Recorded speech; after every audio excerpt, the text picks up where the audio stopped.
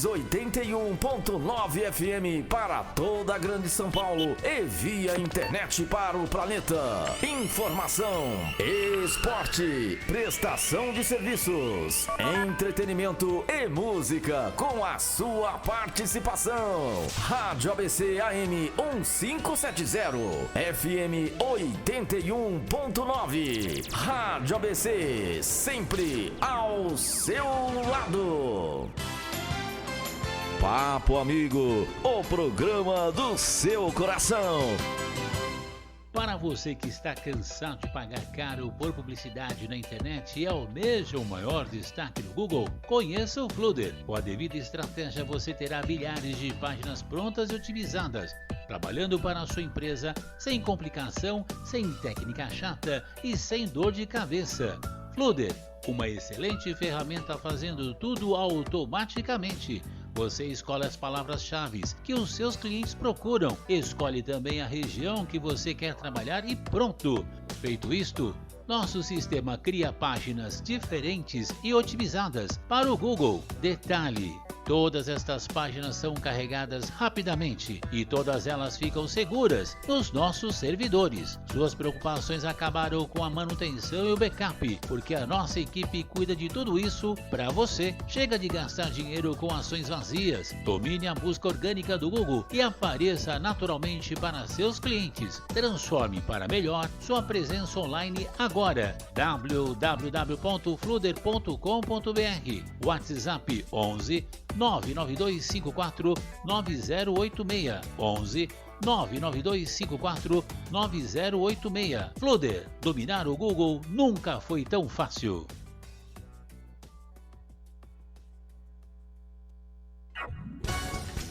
Varejão das Fábricas, especializado em produtos para cama, mesa e banho. Amplia sua excelência oferecendo também tecidos da melhor qualidade com uma incrível variedade de produtos e modelos. As melhores ofertas, os melhores preços e o melhor atendimento você encontra no Varejão das Fábricas. Rua Marechal Deodoro, número 280, no centro de São Bernardo do Campo. Telefone 11 4122 4046. WhatsApp 11 950 373689. Varejão das Fábricas, trabalhando forte para sempre oferecer o melhor. Desbravando TI, mentoria em transição de carreira para a área de TI, tecnologia da informação. Nossa empresa é especializada em transição de carreira para todas as pessoas que por um motivo ou outro pretendem entrar na área de TI, ou para todos os profissionais que já estão na área, mas buscam novos desafios e novas perspectivas. Promovemos palestras, treinamentos, cursos para iniciantes, cursos avançados, acompanhamento do processo de qualificação ou transição, avaliação de currículo e avaliação sobre novas perspectivas. Orientamos também cada pessoa passo a passo, partindo do zero, tanto para iniciantes como também aqueles que já possuem uma certa bagagem. Para maiores informações, entre em contato 11 99716 1393, 11 99716 1393, www.desbravandoti.com.br. Desbravando TI, onde duas jornadas se encontram para realizar a mesma missão. Atenção! Informamos que as opiniões, declarações, dados e informações emitidos por nossos convidados são de responsabilidade exclusiva dos mesmos. O entrevistador e este veículo de comunicação não se responsabilizam por palavras, ações ou pensamentos aqui expressados. Todas as informações e depoimentos trazidos pelos convidados nesta entrevista são de responsabilidade única e exclusivamente deles. Este programa e seus realizadores não endossam ou se responsabilizam pelas falas, ações e opiniões dos participantes. Eu agradeço.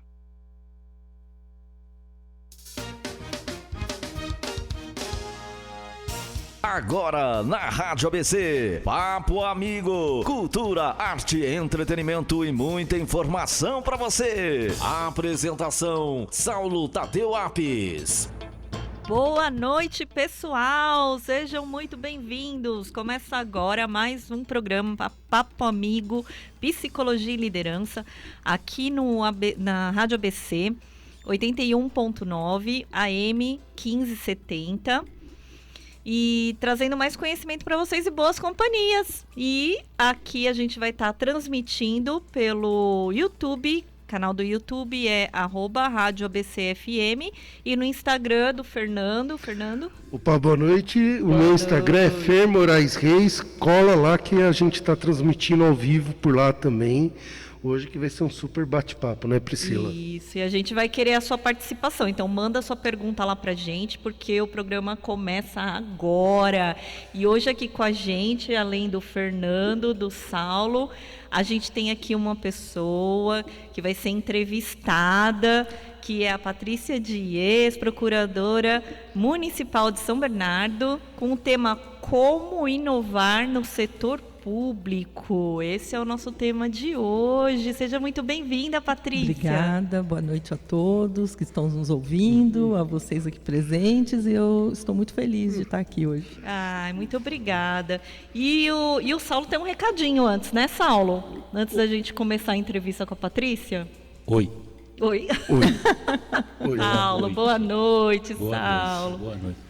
Ô, Saulo, vem mais pro ladinho aqui para você aparecer. Não, mas eu tô aparecendo. Eu tô aqui no cantinho aqui. Tô aqui para tu vir e jogou essa aqui. Ô, Vini, te agradeço. Gente, é o seguinte, né? A gente sabe que hoje o projeto Papo Amigo... Ele fala, boa noite, Patrícia. Boa noite, Priscila. Boa noite, Fernando. Boa noite, você, ouvinte aqui, que está acompanhando o Papo Amigo, aqui pela Rádio ABC FM 81.9, pelo AM 1070 e também pelo YouTube. Olha que maravilha, @Rádio ABC FM, @Rádio ABC FM. Compartilha. E hoje a gente vai entrevistar aqui a Patrícia Dias, né? Patrícia Dias, advogada, né, Patrícia? Sim. Sensacional. Até conversando com ela nos bastidores, uma cultura assim, né? Muito elegante. Não, eu gosto de pessoas cultas, assim, né? Pelo menos assim, alimenta o ego do entrevistador aqui, né? Então, o entrevistador, papel, lápis, caneta, já vai aprendendo. Muito aprende bom. Com ela que ela é inteligente. Vamos aprender juntos essa noite. Não, e a gente, para manter esse ritmo, gente, é o seguinte: o projeto Papo Amigo hoje, graças a Deus, já vem realizando aí 70%, 80%, 90% dos nossos sonhos dentro desse projeto, que tem mais de 10 anos. Hoje são 8 entrevistas por semana. 8 entrevistas por semana, são 5 no canal Papo Amigo, no YouTube, graças a Deus, e 3 na Rádio ABC aqui hoje. Nós estamos aqui, mais 3 na Rádio ABC. Então 5 mais 3, 8, né? Então, assim, a gente já sabe fazer conta também, né? Então, são 8 entrevistas por semana, e para a gente manter esse projeto, eu preciso sim, nós precisamos da sua colaboração. Seja um colaborador, seja um apoiador. Chave Pix, programa papoamigo@gmail.com. Chave Pix, programa papoamigo@gmail.com. Seja um colaborador, ajude o projeto a seguir em frente e seja feliz. Basicamente é esse o recado. O Fernando, Priscila, Patrícia, eu prometo que vou ficar quietinho aqui no meu canto. Boa. Mentira, mas eu sei que, né? Então fique à vontade, gente.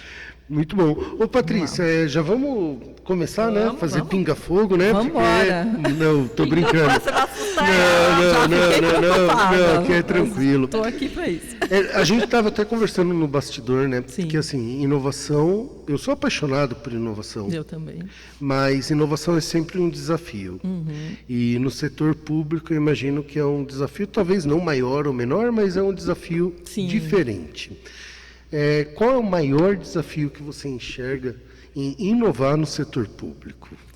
É aquilo que a gente estava conversando antes, né? A inovação no setor privado, a gente tem a preocupação do empresário em melhorar seus produtos e serviços para, lógico, satisfazer os seus clientes, mas também para oferir lucro, né? No poder público, de modo diferente, a inovação ela tem que visar a melhoria e bem-estar do cidadão. Né? Ela tem que atingir os usuários dos serviços públicos. Então, o maior desafio é fazer tudo isso de forma planejada e contínua. Então, identificar os problemas que os cidadãos têm naquele momento, saber quais os recursos estão disponíveis, uma vez que o poder público trabalha com recursos escassos, seja dinheiro ou seja de pessoas, né? E empregá-los bem, né? Implementar essas políticas públicas de inovação de uma forma organizada e segura, né? E segura juridicamente, né? No meu caso, né? E eu acho que essa é a grande dificuldade, entender essa cadeia que hoje é tão necessária, né? Quando a gente fala de... E aí é legal a gente deixar um ponto aqui claro, né? A gente não está falando de inovação pública em uma cidade. A gente está falando do conceito de inovação pública, de inovação no setor público, né? Como um todo. A gente estava até comentando, né, que na inovação privada, muitas vezes pode ser da loucura da cabeça do dono de falar, eu tenho tino que isso vai dar bom resultado, vou investir, pronto. E existe uma continuidade. E quando a gente fala de setor público, a continuidade tem prazo, né? Porque são a cada 4 anos, às vezes um pouco mais, se tem renovação um pouco mais, mas no máximo 8 anos. Como que isso traz impacto na prática? O que a gente estava conversando era justamente essa questão de ações, né, uma inovação de Estado ou de governo, que elas perdurem, né, entre as gestões. Que haja uma conscientização da população, porque nada melhor do que a própria população controlar e exigir que aquilo permaneça quando está dando certo, né? E também, quando se fala no serviço público, dos servidores estáveis ali da estrutura. Eles também, quando sensibilizados e veem que a solução é boa, eles também exigem do gestor essa continuidade. Então, eu acho que são 2 aspectos que têm que ser trabalhados. E tem que ficar claro também, eu acho, que até para os ouvintes que estão ouvindo a gente, que quando a gente fala de inovação, a gente não está falando só de tecnologia, tá, gente? A gente está falando de coisas que vão além da tecnologia. E aí eu vou falar para a doutora poder falar um pouquinho sobre isso. É muito importante esse ponto que você tocou, porque quando a gente fala inovação, vem em mente algo, né, de filme de ficção e tudo mais, e não é nada disso. A inovação ela nem precisa ser uma descoberta, ela pode ser só algo novo que você implanta naquele local, né? Uma expertise de um outro lugar que você implanta ali, onde você quer. Então, a inovação ela pode ser tecnológica, sim, mas ela pode ser mais do que isso. Pode ser uma mudança de fluxos de trabalho, de formas de atendimento, né? Há muitos anos atrás, a gente teve o Poupa Tempo, que foi um case de muito sucesso de inovação. Perfeito. E o que ele fazia? Eram horários regrados, uniforme, tinha um padrão de excelência para atender, né? Então, não precisa ser um robô, um chatbot, nada disso, né? Pode ser o dia a dia ali, a mesa do servidor, né? Aquele trabalho, aquela cadeia de atividades feitas de forma diferente, de forma inovadora para melhorar algo. Esse é um ponto bem interessante, porque assim, a inovação ela não precisa ser disruptiva. Isso. A inovação ela precisa trazer uma forma nova de resolver um problema atual. Exato. Essa semana passada, na verdade, eu estava com um mentorado, né, e uma das dores que ele trouxe eu não sou tão inovador. E eu falei, não, cara, pera um pouco. O que você entende por inovação? Porque o senso comum entende inovação como algo disruptivo. Verdade. E aí eu trouxe essa reflexão para ele. Eu falei, cara, pensa o seguinte, você pode resolver coisas com base no seu conhecimento, para aquele público é um formato novo. Sim. Né? E nisso a gente faz a quebra de associar sempre inovação com tecnologia. Sim. Né? E às vezes, veja só o fato de você mudar um formulário e trazer uma linguagem mais simples, de fácil compreensão da população, aquilo já é uma medida inovadora. Total. Já é uma forma de facilitar a vida das pessoas. Se você pensar em tornar aquilo mais acessível, né, à idade do usuário ou a outros problemas que o usuário tenha, né, outros. Então, assim, são coisas simples que você pode trazer, melhorias muito importantes. Que a gente pode ter nos hospitais, nas UBSs, né? Sim. E assim, a gente, na inovação para o setor público, a gente escuta os nossos colaboradores, a gente escuta o público. O que a gente escuta, né, quando a gente pensa em inovação? Então, o bom gestor, ele escuta todo mundo. Ele escuta mais do que fala, né? Porque ele tem que fazer um diagnóstico, então ele tem que saber o que está dando de errado. Então, ele tem que prestar atenção nos canais de ouvidoria, né? Todas as reclamações que são feitas normalmente, ou os elogios, né? Isso tem que ser levado em conta. Ele tem que fazer um diagnóstico do contexto, então, até mesmo o contexto político, o contexto financeiro, né? O que está acontecendo, identificar realmente o problema. e depois ver quais os materiais que ele tem, humanos e espécie, né, e financeiros, para poder criar algo para resolver aquela questão. E a gente sabe, quando estuda políticas públicas, que alguns problemas, eles são chamados de problemas públicos complexos, ou wicked problems, né, que são problemas que você não vai conseguir responder 100%. Porque são problemas que têm causas muito diferenciadas, que são atravessados, às vezes, por outros fatores e eles vão mudando. Né? Então, dando um exemplo, a violência de gênero, a violência à mulher. É um problema que tem N causas, a gente nem conhece todas. Né? E quando você começa a implementar uma política, outras coisas vão acontecendo e você não consegue solucionar 100% o problema e vai tendo que continuamente estudar novas soluções, implantá-las, reavaliá-las e adequar novamente aquilo que você está aprendendo. E aí você precisa ter esse feedback da população para saber se está funcionando bem, se está dando certo, né? E aí, quando eu falo população, não é só o usuário, mas também as academias, né? As universidades, os hospitais, os profissionais todos que são envolvidos com cada inovação que é feita. De uma certa forma, a Patrícia, ela traz a diferença básica nesse exemplo de inovação do setor público e privado, né? Porque o Steve Jobs, ele tinha uma frase que eu acho sensacional, que ele falava assim: não adianta você perguntar para o seu cliente, porque ele não sabe o que ele quer. Exato. É a missão da empresa trazer o próximo passo. Sim. Mas no poder público é diferente. Não é que não adianta, você tem que perguntar. Sim, né? Sim. Porque é para resolver o problema da ponta. Sim. E lá do gabinete, do escritório, independente de onde seja, é difícil você entender o que está na ponta. Sim. Se você não perguntar, se você não fizer o que os japoneses falam de Gemba Walk, de sai do escritório e vai pro chão mesmo, sabe? Exato. Vai para o chão de fábrica, vai para a trincheira. Sim. Senão você não consegue capturar isso, né, Patrícia? E você tem várias formas de ter esse acesso, né? Você pode ser até pelas mídias e tudo mais, mas você também tem os conselhos municipais, né, setoriais, que é uma forma da sociedade organizada se manifestar e colocar ali o que se posicionar, né, perante o que está sendo feito pelos governos. Porque muitas vezes, mesmo o setor público, os usuários sabem o que eles querem. Às vezes eles sabem também. Sim. E aí a gente precisa só ouvir o que eles têm a dizer. Sim. Às vezes alguma crítica, alguma coisa já é um start para algo que a gente pode fazer e que a gente ainda não está fazendo. E, em políticas públicas a gente costuma dizer que é um valor público agregado àquela ação, né? E o valor público é justamente isso. Qual é o ganho da população naquela ação governamental, né? Naquela ação estatal.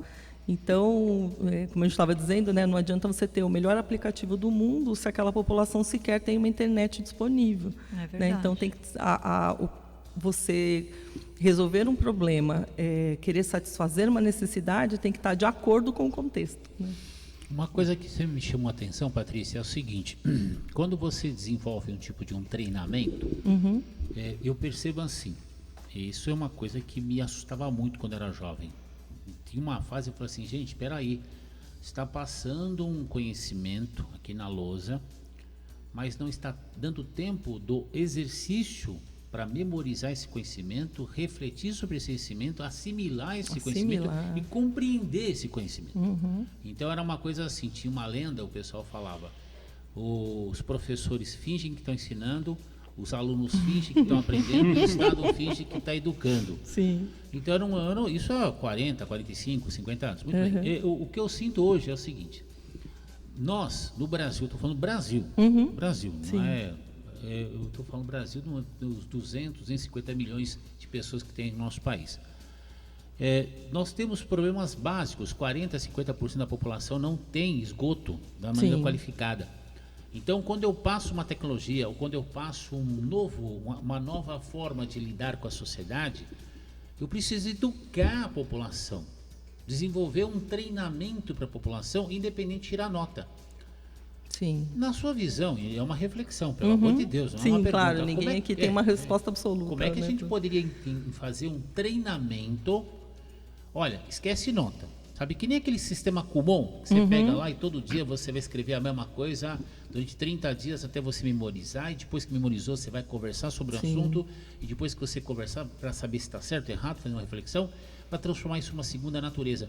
Como é que a gente poderia desenvolver um treinamento para a população, principalmente a população de base, para entender como que ela vai utilizar as ferramentas que uma cidade, uma prefeitura, um governo vai oferecer para elas? Porque às vezes a pessoa não sabe nem esquentar água. Sim. É complicado isso. É importante o que você está falando. Me assusta, sabe? Mas é super importante também, porque se a gente pensar que nós temos 5.575 municípios, e pensar que são regiões muito diferentes, Total. e tudo, né? Total. Na questão do clima, na questão cultural, na questão geográfica, de acesso ou não à água, de acesso ou não aos recursos energéticos e tudo mais. Sim. Se a gente pensa em todas essas diferenças, a gente vê que não tem uma solução única, padrão. Com certeza.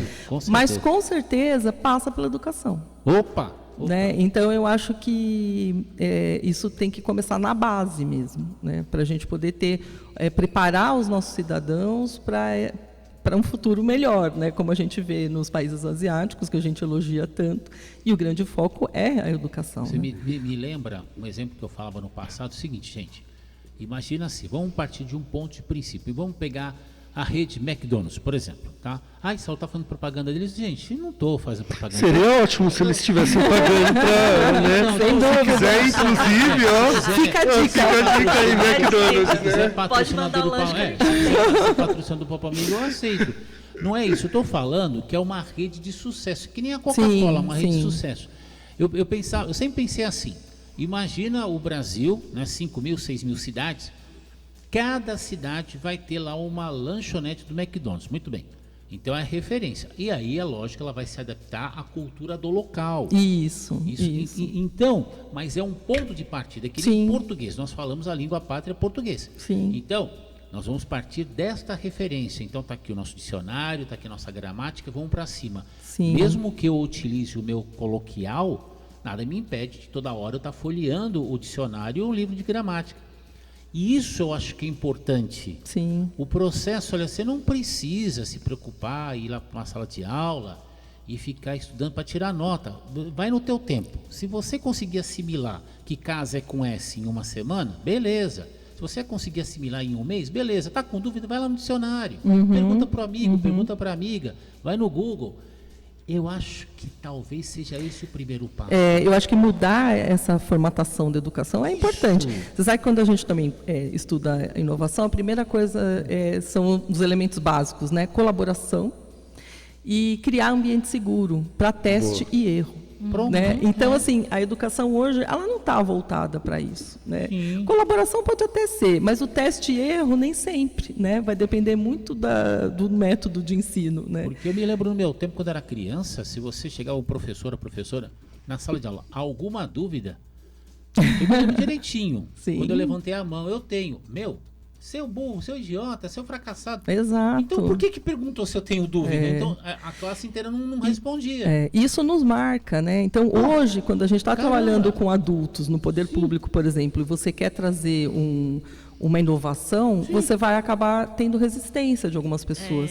Pelo medo de errar, pelo medo de ser ridicularizado, de não conseguir absorver tudo aquilo que está sendo trazido de novo, a pessoa se sente diminuída, né? Então, é também importante preparar essas pessoas para esses processos de transformação, né? E começando na infância, melhor ainda. Né? E não são só as pessoas de base, né? Muitas vezes é a liderança, porque inovação e cultura de erro anda de mão dada. Exato. Né? Eu vejo muito isso em Cultura empresa. de erro? Eu vejo. Cultura de erro? O que significa cultura Vamos lá. de erro? O erro, o Cortella tem uma frase, entre várias que ele tem, que eu acho sensacional, que ele fala assim: nesse lugar só são permitidos erros inéditos. Né? Cultura de erro. Eu nunca ouvi Quando falar. você tem um erro de forma sistemática, isso não é Isso é um cultura de problema, erro, isso é falha.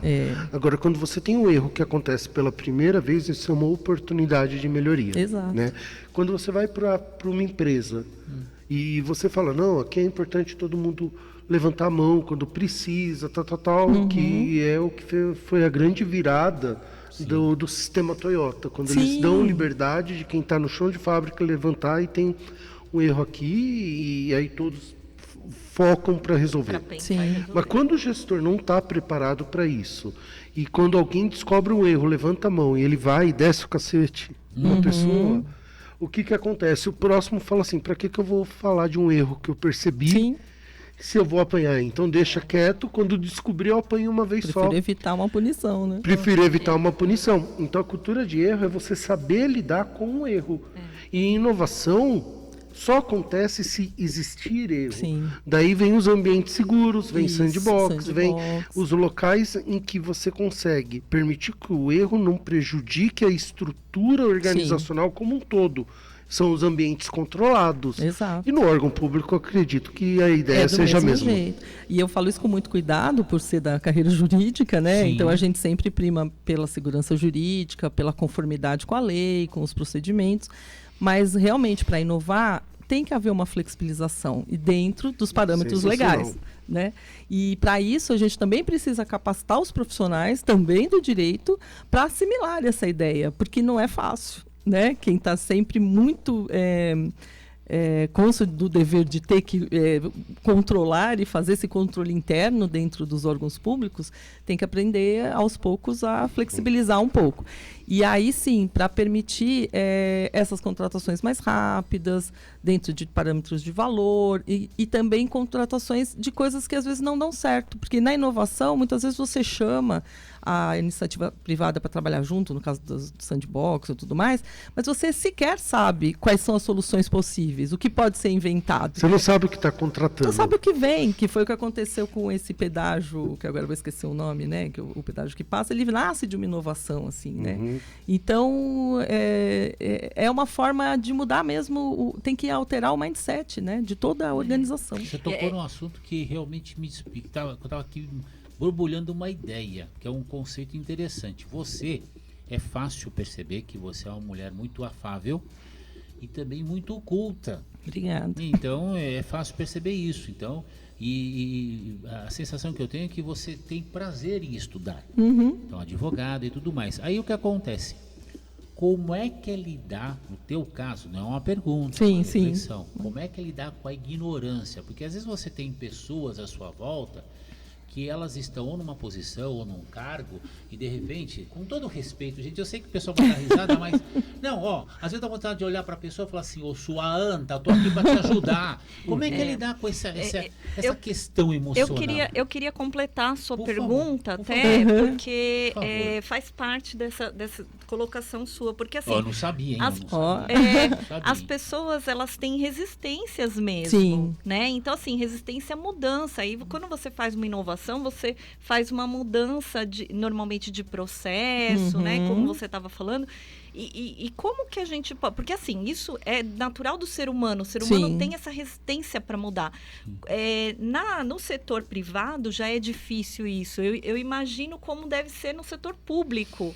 Então, assim, baseado nessa pergunta do Saulo, eu queria saber como que você vê essa questão. Eu acho assim, né, Saulo, você falou até da ignorância e tal. Eu acho que, principalmente quando se pensa em trabalhar com inovação, é importante olhar para cada coisa que o ser humano tem de bom, né? E as pessoas são múltiplas. Então, às vezes, ela tem uma falha em determinado aspecto, mas tem muita qualidade no outro. Então, eu acho que isso é mais fácil na iniciativa privada, sem dúvida, né? Nos departamentos de RH e tudo mais. E no poder público talvez seja um pouco mais difícil, pelas estabilidades, pelo tempo que a pessoa está ali. Mas, ainda assim, as lideranças têm que ter esse trabalho de identificar as potencialidades. Não se prender às deficiências, e sim focar no que a pessoa tem de potencial para trabalhar junto. E aí esbarra nessa questão do que você está falando do medo, né? Porque o medo é um medo de errar, um medo de não ser satisfatório, um medo da própria mudança, do novo, que aí eu também tenho, vocês também têm. Quando a gente fala de mudar de cidade, ou mudar de carro, ou mudar, a gente... né, primeiro tem um impacto. Será que eu devo mexer no que está ganhando? Está tudo tão confortável. Isso. Sair dessa zona de conforto é muito difícil para todo mundo, né? Então, eu acho que as lideranças no poder público têm que focar nisso, né? E explorar as potencialidades dos seus recursos humanos, né? Eu acho que esse é um grande desafio também. E nisso a análise de potencial é muito importante, né? Você tentar entender até onde aquele rapaz ou aquela pessoa que está na sua frente, como gestor, Sim. claro, né? Olhando seus colaboradores, como que eles podem, até onde eles podem chegar, Sim. né? Acho que isso é bem E eu legal. acho que agora vai ficando mais acentuada essa conversa, porque, veja só, com a inteligência artificial, né, a gente não está querendo justamente mudar, né, a forma de trabalhar e tudo mais, então nós vamos ter que focar mais nas soft skills, né, nas características mais individuais desses empregados, né? Então, eu acho que isso vai ser levado cada vez mais em conta, né? Como a pessoa se determina, a inteligência emocional dela no trabalho, ser mais afável no lidar com outro ser humano, né? Como é que as relações vão se aperfeiçoando. Porque o trabalho em massa, a gente espera que um dia a própria inteligência artificial faça, né? Em 1990, eu conheci um técnico, Ulisses, era um técnico de eletrônica, na época era o início das redes, enfim... Da questão dos computadores, que estava entrando o Windows 3.1, quer dizer, você saía de computadores de tela fósforo verde para telas coloridas, e ele falava, Saulo, ele era um profissional da mais alta qualidade, ele falava, Saulo, quanto mais tecnologia no mundo, mais importante vai ser as emoções, mais importante o artesanato vai ser. Mais importante o ser humano. Você hoje, se você sair e ver produtos sendo feito numa impressora 3D, é lindo, maravilhoso. Agora, quando você vê aquele mesmo produto sendo feito à mão por um artista, um artesão, você fala assim, nossa, isso foi feito à mão? Foi. Então, esse fator humano, ele é essencial, acho que para tudo, porque o mais importante é o ser humano, né? O resto é ferramenta, né? Com certeza. Você acha, Patrícia, assim, que esses servidores mais jovens que estão entrando agora, você acha que eles têm mais essa capacidade essa mudança mais embutida dentro deles? Você acha que eles têm essa filosofia maior ou não? É igual? Eu admiro muito, lógico, essa geração mais jovem, porque eles já nascem com essas novidades, né, dentro deles, né? Eles já estão brincando, quando nascem, já estão brincando com o celular. Mas, por outro lado, me considero já uma geração mais velha, né, dentro dos meus 57 anos, nós mais velhos enfrentamos todas as transformações, né? Então, eu enfrentei o primeiro computador, saí da máquina de escrever, fui para o computador, internet. Então, me saí bem antes, acho que tem potencial para enfrentar também os próximos desafios. Então, eu acho que hoje é muito interessante esse convívio das gerações. A gente tem pelo menos 3 gerações trabalhando juntas hoje, né, em todas as organizações. E essa convivência, ela pode trazer um somatório muito especial, né? É uma oportunidade muito grande da gente trabalhar com 3 experiências tão diversas. Agora, vai ter que ser bem gerenciado, né? Vai ter que ter boa vontade de todos. Outro dia eu vi uma palestra muito interessante que ele dizia, né, que nós, os 50 a mais, quando nós éramos jovens, nós aprendemos com os antigos. E então eu mesmo entrei nas organizações muito respeitosa com os profissionais mais velhos. E pensava sempre, bom, o meu dia chega, né, quando eu ficar mais velha. E hoje eu estou mais velha e eu tenho que aprender com o mais jovem, né? Então, assim, a nossa geração, ela ficou num limbo, né? É isso mesmo. Ela teve que aprender antes, vai continuar aprendendo agora, mas é um desafio para nós, né? Então, eu acho que a gente é bem adaptável, vai. Eu acho que nós conseguimos ser adaptáveis, você falou tudo. Mas tem um ponto que eu acho que é bem bacana, porque assim, ó, o que a Patrícia acaba trazendo, e é uma crença que eu tenho, que é o quê? Não existe inovação sem diversidade. É verdade. Você tem que ter olhares diversos. Fernando, E aí a gente está falando de idade, mas a gente está falando de gênero, está falando de raça, está falando de credo, de tudo. Porque a sociedade, a diversidade é só uma forma de você garantir representatividade da extrata da sociedade, que você tem um pouco de tudo. Exato. Então, quando você favorece um ambiente diverso, você garante que diversos pontos olhem a mesma forma, com olhares e visões de mundo diferente. Exato. E, para mim, o grande desafio é sempre o ponto de equilíbrio, porque nós viemos da época da era física, né? Nós viemos... Eu ouvi no YouTube que teve uma época analógica, né? Não é da minha época. Que o telefone era discado, que tinha ficha telefônica. Tipo, caiu a ficha, não sei nem de onde veio. Com 11 anos eu tinha uma tabuada no lápis. Exato, No lápis, eu também. Você ia apontando e tinha que copiar no caderno, porque você sabia que uma hora ia acabar. Então... Mas a gente vem de uma época física. Sim. Essa galera nova, ela tá vindo de uma época quase 100% digital. Sim. Só que hoje cada vez mais se fala do modelo fisital, que é você misturar o físico com o digital para você poder ter realmente sucesso, né? E isso é claro, por exemplo, você liga para um lugar para pegar atendimento. Sim. Pô, você quer a agilidade do digital, mas você quer uma pessoa te entendendo. Você vai no médico, você quer rapidez enquanto é a fila do atendimento, mas você quer a atenção do médico para te escutar e não simplesmente olhar e dar uma série de exames e pronto, né? Então, esse modelo híbrido, eu vejo que são os próximos passos. Né? Eu acho muito bom, isso é um bom senso, eu acho, né? É um bom senso. Ninguém quer virar um código de barra, um QR Code, nem o cardápio a gente quer mais do restaurante no QR Code, a gente quer ver o papel, não é? É horrível, não é? A gente quer ver a fotografia, eu adoro um cardápio. Você sabe que isso que vocês estão falando agora me desperta uma pergunta.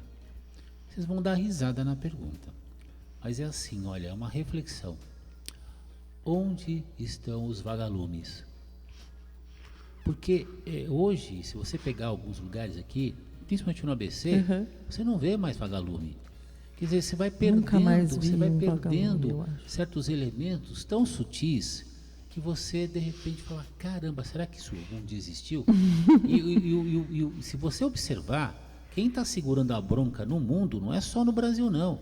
É o pessoal dos 45 aos 80 anos, que tem essa lembrança de um passado que você andava numa rua que não tinha asfalto, que você levava 4 anos para ter uma linha telefônica, que você não tinha luz elétrica em casa, que você tinha que ter lampião, fogão a lenha. Em 1970, quando o Brasil estava ganhando o tricampeonato mundial, eu me lembro direitinho, de cada 5 casas no Brasil, em média, 3 eram fogão a lenha. Sim. Isso em 1970, gente. O próximo episódio de seriado era só na outra semana. Verdade. 15 dias ainda. Eu era o controle remoto do meu pai e da minha mãe, que Saulinho, levanta para trocar o canal. Exato, eu também. Então, assim, são coisas, gente, que essa dificuldade, não estou valorizando o sofrimento, não. Não, claro que não. Mas essa dificuldade saudável que trazia você para a raiz, a importância de um copo d'água. Eu morava numa chácara aqui em Eldorado, Diadema, 7 Praias, que a água vinha de um poço. Não tinha esgoto, era sistema de fossa, que você precisava uma vez por mês limpar com cal virgem, que o pessoal nem sabe o que é hoje em dia. Então, todos esses elementos eu acho importante trazer para essa juventude, para o cara não achar que tudo se resolve com um aplicativo no celular.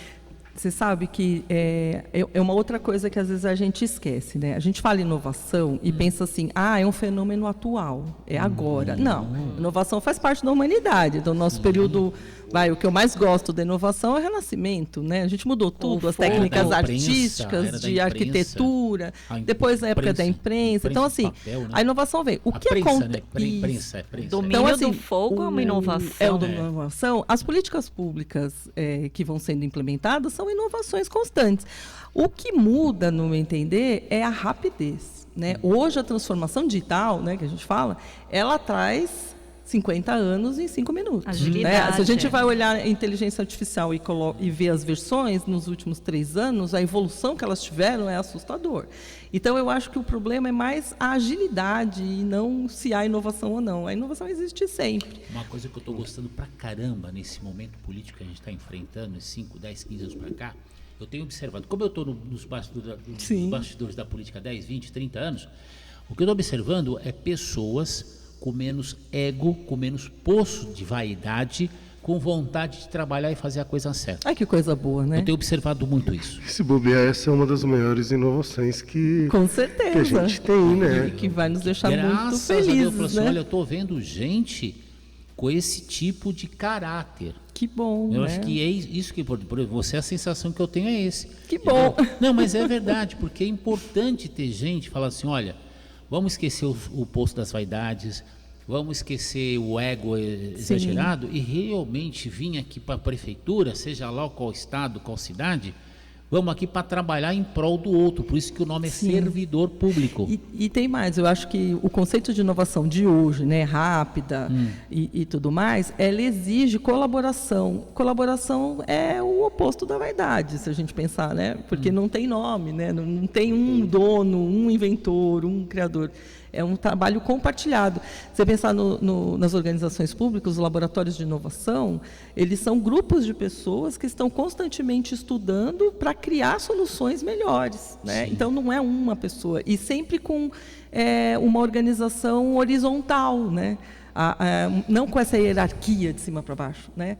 Não, para poder criar, você tem que horizontalizar as discussões, né? Tem que tirar o doutor de lado, né? Os títulos.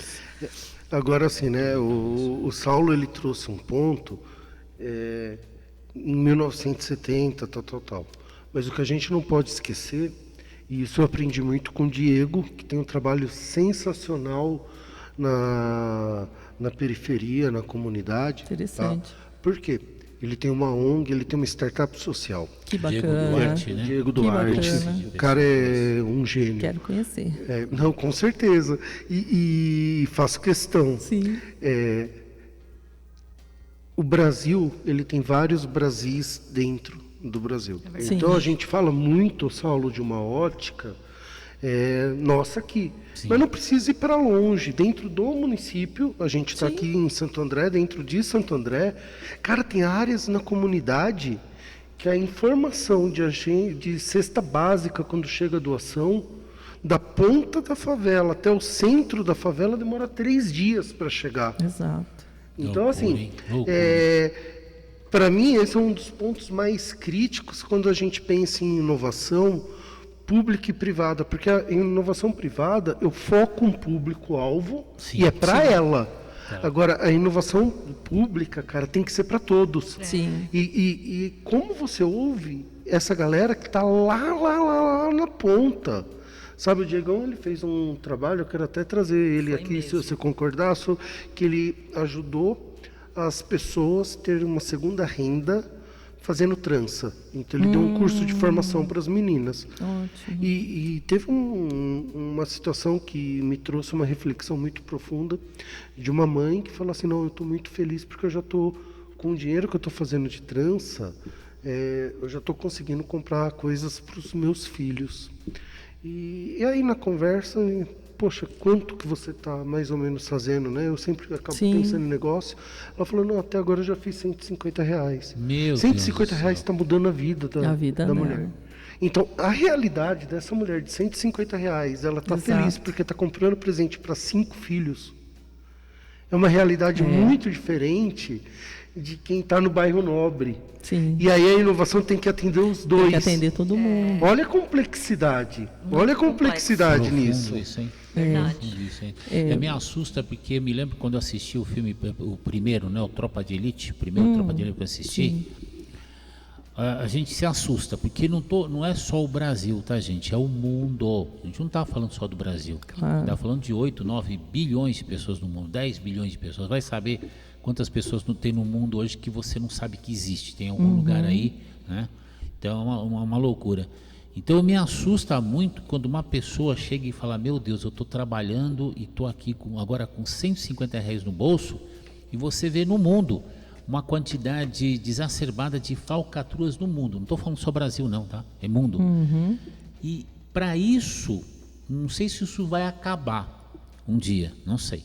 Se for acabar, vai acabar daqui uns 1000 anos, se começar o trabalho agora, se for acabar. Mas para isso minimizar, precisa de um envolvimento da população. Olha, não me importa qual é a cidade que você está. Não reclame do seu prefeito, da sua prefeita, do seu vereador, da sua vereadora, se você não põe a mão na massa. Você apontar o que é errado é muito fácil. Eu quero ver você apontar o que é certo. Então é muito fácil. Então, população, principalmente do Grande ABC, que é em torno de 3 a 5 milhões de pessoas, vamos acordar. Vamos falar assim, olha, nós estamos aqui na nossa prefeitura, no nosso bairro, na nossa rua, na nossa cidade, o que a gente pode fazer para melhorar? Até uma lei pode ser mudada se o cidadão e a cidadã tomar vergonha na cara e ela agir com responsabilidade. Sim. Estou errado ou estou falando bobagem? Não, a gente tem canais institucionais para isso, né? As ouvidorias, Pronto. os conselhos, né? Pronto. Setoriais da saúde, da mulher, etc., justamente para ter essa conversa com a população.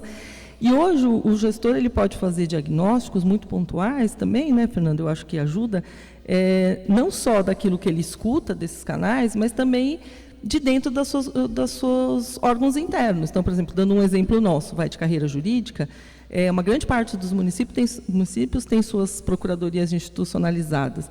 A gente consegue traçar determinados perfis de necessidade, sabendo as demandas judiciais que nos chegam, as reclamações dos munícipes que respondemos. Então, a gente também consegue colaborar um pouco com isso.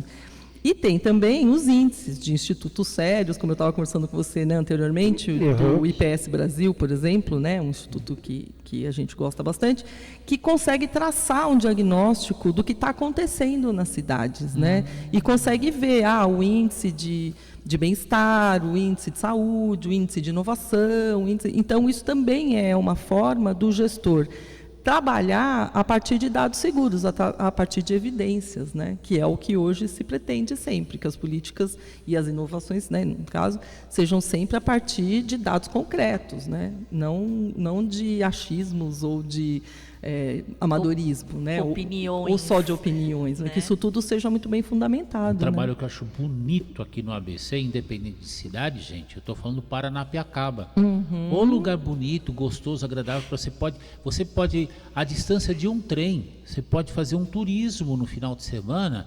Então, olha quanta coisa bonita a gente pode fazer aqui no ABC. É verdade. Independente se é a cidade A, B, C ou D. É ser humano e realmente assumir a responsabilidade para si. Sim. A sensação que eu tenho é que o Brasil nasceu há 20 anos. Essa é a sensação que eu tenho. Então, e daqui para frente é um processo para os próximos 100, 200, 300 anos, que são projetos a longo prazo. E eu não conheço outra forma. Sim. Eu acredito na sua visão. A educação hoje. Educação se aprende em casa, ensino é na escola. Educação e ensino hoje são páginas da mesma folha. Na sua visão, é uma reflexão, vocês não precisam responder, porque eu vou jogar batata quente e vou sair correndo, tá? Como eu sempre faço aqui. É uma reflexão, com todo respeito. Qual seria o primeiro passo para se exercitar uma ideia, um modelo de uma educação melhor, de um ensino melhor para a sociedade? Não é só aqui no Grande ABC, mas Brasil, na sua visão, como uma mulher culta e digna que eu sei que você é. Só de olhar dá para perceber isso. É perceptível uma isso. Pergunta difícil, né? É uma reflexão. Para responder aqui de sopetão, mas... É uma reflexão. Talvez escutar os pais, né, dessas crianças que estão ali nas escolas, né? E conhecer a realidade de cada um, para que a escola não seja, às vezes, algo muito distante, né, da realidade dessas crianças, como a gente está falando aqui, né, um Brasil tão heterogêneo e que precisa, né, ouvir a diversidade, né, conviver com elas. Talvez ter mais... A gente tem contato, claro, escolas públicas, particulares, fazem contato com os pais, mas talvez ir um pouco além, né? Não sei. É uma coisa que veio na minha cabeça agora, não é nada muito refletido. Não, eu estou te falando. Não, gente, é uma reflexão, gente. Não é pergunta, né? Pelo amor de Deus, é uma reflexão. Eu estou te falando disso que veio a imagem da minha mãe, na década de 1960, 1970, a professora Idalina Aparecida Cotrim Apes, aqui no Grupo Escolar de Eldorado, aqui em Eldorado, Diadema. E ela tinha uma política, ela falava para os alunos, não adianta você chegar aqui e não comer, você vai comer, porque muito aluno que ia na escola lá de Eldorado, isso em 1960, 1970, não tinha comida em casa. Então traz uma marmitinha, traz um potinho, porque quando você sair daqui, se tiver sobra na cozinha, você vai levar comida para casa. Exato. E os pais esperavam essa comida, gente. Com certeza. Assusta isso. Como é que uma criança vai estudar se ela não tem a barriga cheia, com todo respeito, tá? Então, olha que como é importante essa coisa de base, entendeu? Isso me assusta. E me lembrou agora, por isso que eu fiz essa reflexão aqui, pelo amor de Deus. Para aprender, tem que estar bem, né? Exatamente. Tem que estar com as necessidades básicas. Eu acho que foi Napoleão que falou que os exércitos marcham em cima dos seus estômagos. Então, eu acho que a escola é a mesma coisa, né? Basicamente, mas é uma reflexão, gente. Pelo amor de sem Deus, dúvida. Né? Fiquei emocionado agora. mas aí você vê, né, quando inovação é diferente, né? Porque quando a gente fala de educação base, e não só para criança, mas pensar na educação do colaborador que está na base. Sim. Um dos desafios é ele enxergar a inovação como algo útil para ele. Exato. Não como um trabalho adicional. Exato. Né? Então, você ouvi-lo é uma forma de você trazer aquilo para algo real e que impacta de maneira positiva no dia a dia dele. Né? Por isso, da importância de você ouvir a base, né, Patrícia? Todo empregado e servidor público, mais do que nunca, ele precisa saber, ter noção do sentido do seu próprio trabalho. Ele tem que saber o que ele está fazendo e para que ele está fazendo. Né? Existe hoje uma disciplina, posso dizer assim, né, cursos sobre gestão da mudança. A Escola Nacional de Administração Pública, que fica em Brasília, a ENAP, ela faz esse tipo de capacitação, justamente para que os gestores, os líderes, saibam lidar com suas equipes. Porque você tem, às vezes, a dificuldade do alto escalão estratégico ser sensibilizado, mas também dos demais da operação, né, os operacionais, para trabalharem conjuntamente. Então, isso também não pode ser feito de uma forma amadora. Há que se entender como funciona a cabeça das pessoas para aplicar também essas mudanças mais impactantes, né? E no final do dia, quem é impactado tem que ter a sensação de que, é mais trabalho. Não, ele tem que ter a sensação de que veio para resolver um problema. E isso que você está falando também é muito importante, porque a inovação, ela traz primeiro um desmanche, para depois vir o valor agregado. É verdade. Então, primeiro você perde. É o caos, para depois você ir avante, né? Então, entender e avisar as pessoas de que elas vão passar por um período cruel, né? Então, se você, no nosso caso mesmo, a gente tem um sistema de gestão de processos em implantação. Primeiro, você vai ter muito problema. Você vai perder informação, você vai perder o fluxo, as pessoas vão perder a paciência, né? Perder cabelo. Vão perder cabelo. Meu Deus do céu. Agora, o resultado vai ser bom. Então, você tem que saber lidar com isso, né? Gerenciar essas emoções. O que me assusta no Papo Amigo, e isso é muito sério, essa gestão impactante que a gente precisa trabalhar, é que faltam apenas 4 minutos para terminar. A conversa está tão boa. Estou vendo ali, são 20 horas e 50 minutos, faltam 4 minutos para terminar. Passou muito rápido. Gente, não passa. E eu falo muito. Não, sempre assim, né? Quando nós estamos fazendo um abaixo-assinado para ter no mínimo 1h30, mas o Saulo ainda não... No mínimo, não aceitou ainda, não.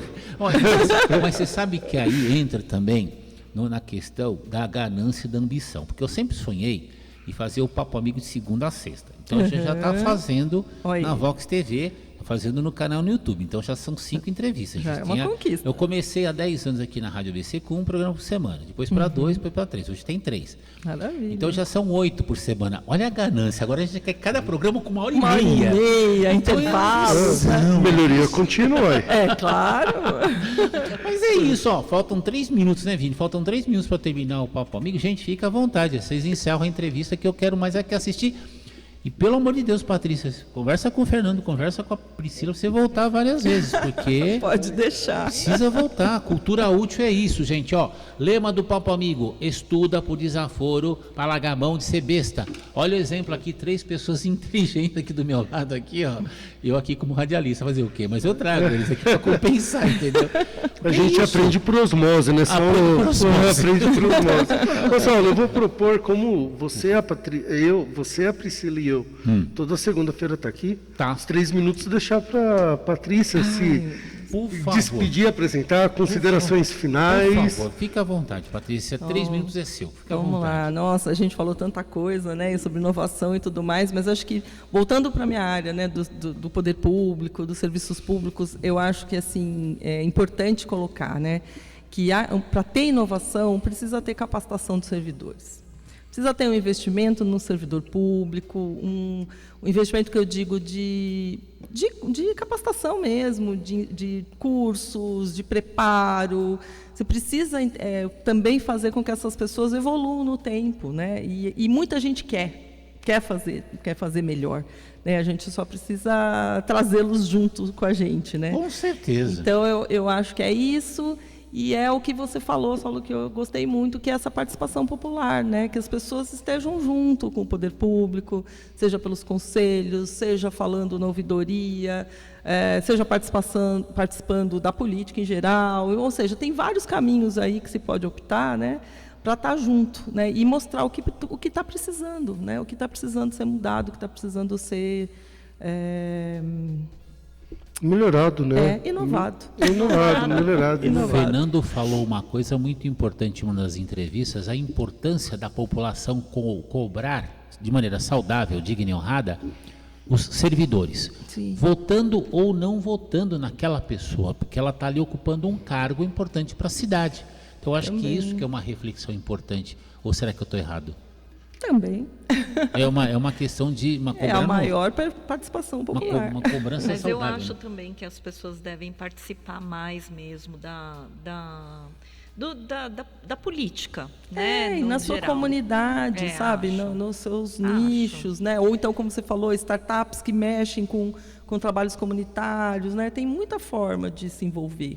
Né? O William também, das escolas de inglês, um doce pessoa, um beijo no seu coração. Você vai voltar, hein? Pelo amor de Deus, você vai voltar aqui no Papo Amigo. Você precisa ver o trabalho que ele faz também com escola de inglês. E realmente é gente boa, é energia boa. Falta 1 minuto. Priscila, Fernando. Não, Patrícia, com certeza. Bem-vindo à família Papo Amigo.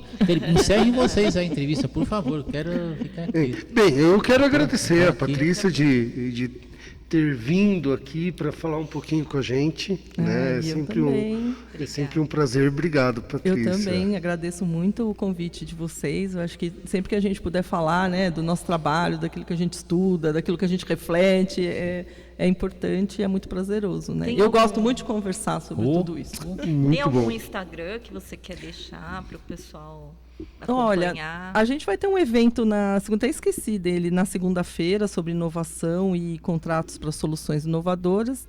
Se alguém tiver interesse, o arroba do evento é @forum.icp. E ali tem maiores informações de local, link de inscrição e tudo mais.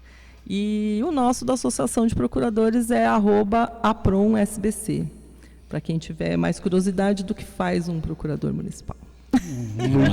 Acabou, né? Acabou. Então encerra, gente. Fica à vontade. Acabou, né? Acabou. Acabou. Conversa boa acaba logo e a gente nem conversa sente. boa acaba muito rápido. Acabou, tchau. Até segunda que vem, né? Não, amanhã tem mais Papo Amigo, não. Não, eu e a Priscila, né? Eu e a Priscila, né? Se quiser, vem também. Boa. Valeu, gente. Tchau, tchau. Obrigada. Tchau. Então. 5, 4, 3, 2, 1, 0. Papo Amigo. Informação com reflexão. Até o próximo programa.